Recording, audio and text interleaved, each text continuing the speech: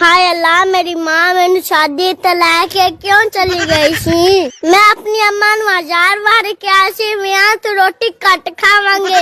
मेरी माँ ता मेरे कंजर दी गल सुनदी नहीं हैगी। मैनू कहनी दब के खा, नी उंदरा पाना। हुण ता जोर ला ला के मेरे पेट नू दर्द होन लग गई है। पता नहीं उन पागल डॉक्टर भी बैठा हैगा के नहीं। चलो चल के पता कर देगा। हाय हाय डॉक्टर साहब की हाल है। ਓਏ ਉਸਮਾਨ ਪੁੱਤਰ मैं ਤਾਂ ठीक हैगा, तू सुना।